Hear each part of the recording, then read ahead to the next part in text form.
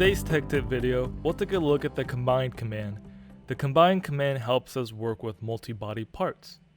In this particular example, I've imported a step file that has two bodies.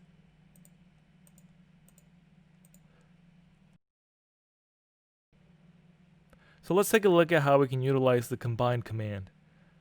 I'll just go ahead and search for it in my search command bar and look for command, and you'll see that I have three operation types: add, subtract, and common. I'll take a look at all three of these. So the first is add. The add operation type is straightforward. I can select bodies that I would like to add together. So in this case, if I select both of these two bodies,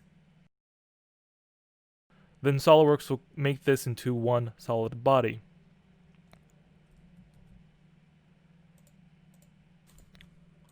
With the subtract operation type, I get to select one as the main body and then choose which bodies to remove. So if I choose the middle piece as the main body and I choose the surrounding pieces as the bodies to remove, I'll go ahead and remove those bodies and leave me with one body still.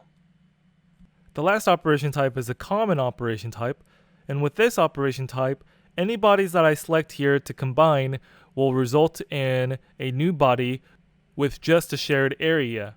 So in this case, if I select both of these bodies, click the green check mark, SOLIDWORKS is going to give me the option to select which bodies to keep. I'll say all, and you'll see on my screen, SOLIDWORKS has created the common area.